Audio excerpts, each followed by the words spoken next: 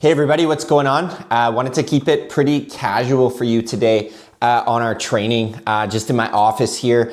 I want to serve it up for you 3 really simple ways how to actually make your business better. And this literally just comes out of me being in home services now for 16 years. I've done over $7 million of revenue.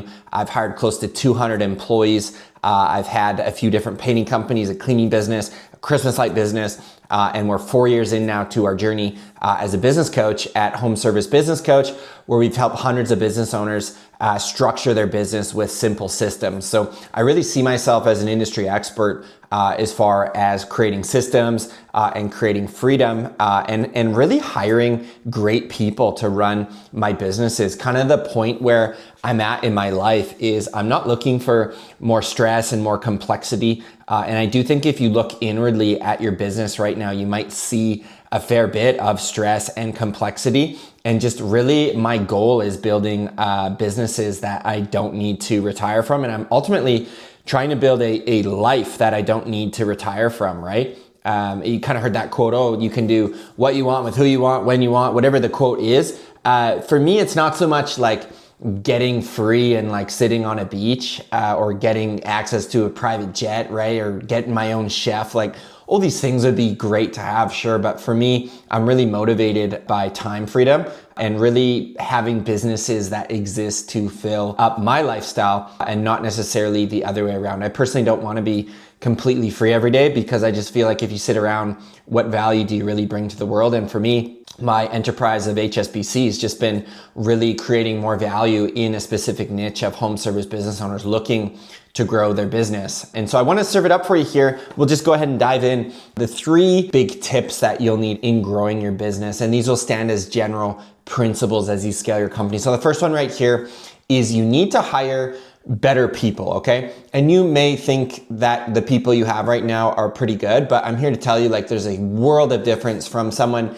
just passing by to make a paycheck and someone that's actually bought in and invested to your business. I've seen this in my journey and also with the companies that I'm consulting with. Those that are actually moving ahead, growing revenue year over year, they're the ones that actually have a stable team on the fulfillment side of the business. They have 1 or 2 or 3 really good technicians that they can trust. I call it employees you can trust with your house key, right? For me, I've got great employees in both companies that I'm able to trust with my house key. I would give them the code to my house. That's the level of trust that I have in them. And I would ask you to look inwardly in your business. Do you have those people that you really trust implicitly with your business? And there's a chance that you probably don't. If people don't have your trust as a business owner, I personally believe they should not be bought into the mission where you're going. And I would rather see you go 2025 and be short-staffed in your company than have like subpar performance on your team. And I'm telling you, whatever market you are in, there are great people out there, albeit they may not be plentiful and lining up at your door. But the best thing you can do is get to work working hard on yourself before you work hard on your business. And that's a high level concept that might be hard for you to understand, but you're gonna see all these books behind me. That's just a little tiny, teeny fraction of the amount of learning and knowledge that I've invested in myself, in my own growth over 16 years that I feel now, like literally this morning, I hired an editor for our YouTube channel because I was able to get a job ad up and within the hour had resumes pouring in. I could filter through it and now we hired someone on a test project basis to see if they'll be a fit on our team. So you just go through the reps enough that you figure out this is a really good person. I don't think this person's gonna be good. And not to say I'm perfect at hiring by any means, but I can hire now from a state of confidence and be more certain that I will get the outcome because I've just done it enough times and because I've worked on myself to be able to attract great people into my world. You'll see this book behind me over here, Buy Back Your Time. Dan Martel, my business coach, says your vibe will attract your tribe. And so if you are walking around defeated and low energy, you're going to attract those types of people. If you are optimistic and have a very large mindset and you want to pull great people into your world, maybe you're watching this, you're like, man, this person is legit, I want to keep listening. I'm pulling you into my world right now. I want you to learn what I'm saying so you can grab the gold nuggets and plug them into your business. So if you do nothing different from 2024, hire better people in your business, I can guarantee you're gonna get better results. Getting better results in 2025 is not you working harder. I'll tell you that. You probably worked really hard in 2024. You're gonna have the same 2,000 hours to work in or on your business. Why not make that 4,000 or 6,000 or 8,000 hours by hiring 1, 2, or 3 incredible people? You're only 1 or 2 key hires away from dramatically changing your business, which will therefore transform your life. Tip number 2, invest back in your business about 5 to 10% of the overall revenue in order to grow your business. So let's say you did $100,000 last year and this year you want to double, right? You want to hit $200,000. Well, I would take 5 to 10% of your revenue goal of the 200,000. So you're going to want to spend, $10,000 to $20,000 this year back into your business. And we call it a marketing spend. I would actually pivot that mindset and say it's a marketing investment. You are taking hard-earned dollars you made in the previous year and you are investing back into your business, right? Another investment. This last month, we brought on 28 new members into our coaching program, which is fantastic. 28 of those members have invested. Yes, they gave us money, great. They invested in their own learning, in their own growth because they want to get a return on this investment inside our program so that they can see their business move to the next level. They could have sat on the money. They could have invested it in Bitcoin. They could have taken their family on a vacation, but they said, no, I'm investing back into this asset that I've chosen to grow. And I think that's such a no-brainer, right? We look at someone wants to become a doctor. They'll spend $300,000, $400,000 on medical school, but we want to start a business and we're like, I don't want to spend, $7,000 or $8,000 on this program. It's like you can shortcut your way to success. It makes a ton of sense. Hey everyone, little break in the show for you. I want to tell you about our brand new HSBC Accelerator program. And our team is so excited about this because this is a specific program for the smaller businesses not quite ready for our scaling blueprint coaching program. So if right now you own a home service business and your revenue is between $0 and $20,000 per month, the Accelerator program is going to be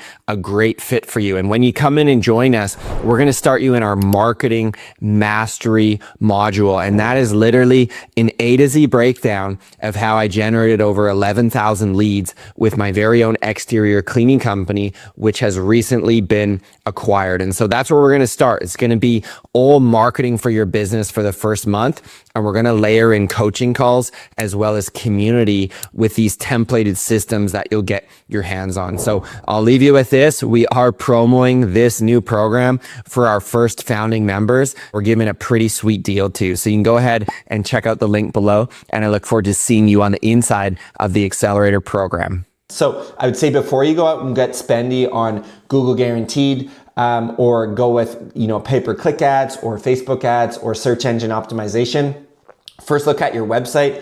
Is it excellent? If so, go to step 2. Step 2, get your trucks wrapped this year. If that's great, what's your marketing materials look like around the job site? Are you passing out flyers and business cards? Do you have an A-frame sign that you leave up on the sidewalk? Do you leave a sign behind to your customer? What's your review process to get Google reviews? What is your referral process to generate referrals? Once all those are ticked off, and you're meeting up monthly with your strategic partners in your community of other home service business owners. Once all of that has been exhausted and you have cadence to text and email your client list to get them rebooking back on your schedule, when all of that is done, then you can talk to me about paid ads. We'll see a lot of the companies we're consulting with now in 2025, they'll first get their revenue to like $400,000, $500,000, depending on their market, before they even need to invest in paid ads. For me, it was getting to about $600,000 in annual revenue before we even spent a dime on paid ads, right? And so there's so many things you can do from an organic standpoint with content marketing before you need to go spendy with ads. But most of you right now, you're probably not even investing 5% back in your marketing because you might not have the money to do so. And I'm gonna help you out with that in just 1 minute. But that 5% marker is a good place for, I would call it conservative growth. But if you want aggressive growth, I'd say take 7, 8, 9, 10% of your overall revenue goal, put it back in the business and give it some time and see, watch the business snowball is what I'm gonna say. Number 3 best tip, and we see from the companies losing, they're gonna fight me on this, and from the companies winning, they're gonna be like, yep, that makes sense, I did it, I adjusted my mindset, and that is raising your prices in 2025, okay? Inflation is going up, cost of goods are increasing. You as a business owner, the supplies you buy from cleaning chemical to paint, to equipment, to the fuel you put in your vehicles. Maybe you're putting a new vehicle on the road this year, to the van wraps I mentioned, to marketing materials, to your softwares, to credit card processing fees, to investment in coaching programs, I could keep going. You need to raise your prices this year. I would say, I don't know your business specifically, but a minimum 5%. I've worked with companies. I worked with this one company out in Florida that I actually consulted him to do 20% price increases in the single year. Well, fast forward when I was coaching that client years ago, he did $110,000. He's now over $600,000 in revenue and continuing to grow. That is the power of a price increase in your business. Because if you fight me on number 1, you can't hire good people. I would say your prices are too cheap, so you can't actually attract great people to pay them well. Number 2, Dave, there's no money at the end of the day to put back into marketing. Refer to point 3, again, your prices suck right now, and this might hit home for you. This might be a writer downer.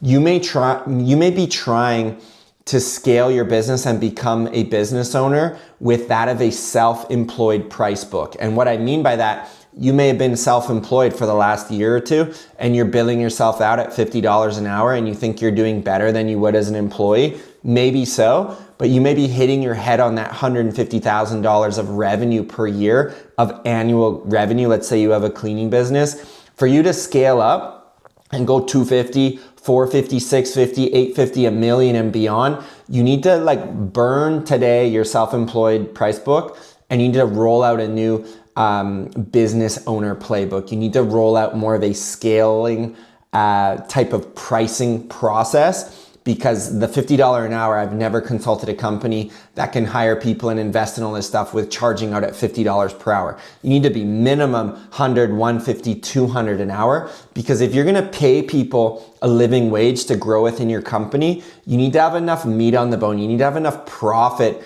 to grow your business. And it's just unfortunately what I see usually in 19 out of 20 businesses that I get to work with, they're undercharging for their services. So put your business under the microscope this year and look at actually charging a higher price point. You're gonna see those low, cheap, pain in the butt clients say, oh, that's a 200% price increase. It was way cheaper. We're gonna look elsewhere.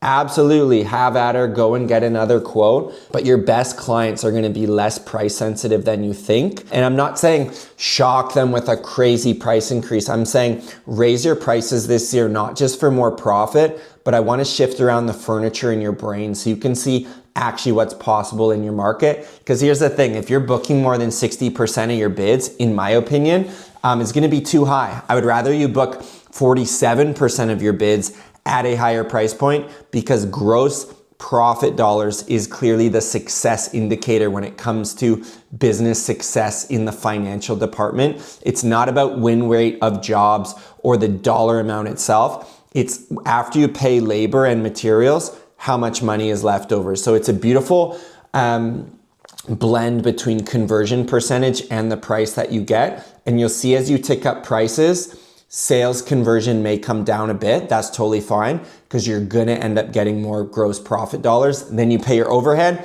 then you're left with that beautiful net profit. And if you don't have money to get great people and put money back in marketing, the answer lies in raising your prices. So I can tell you, if you wanna set up for an absolute banger of a 2025 year in your business, you will follow step 1, you will follow step 2, you will follow step 3. And if you get through all of that, stay tuned on this channel, because we got some absolutely wonderful episodes coming up. We found out this week, we ran a study. Home Service Business Coach, we are the highest and top rated business coaching company in the home services space, which is amazing. And we put out all kinds of free content like this on our podcast channel, on our YouTube. So if you watched all the way to this end of this 14-minute clip, put a comment down below in the YouTube comments. I want to hear from you your biggest takeaway or your biggest action item you're going to be committing to. And I look forward to dropping more knowledge on you on this channel. So thank you so much. Put that comment down below.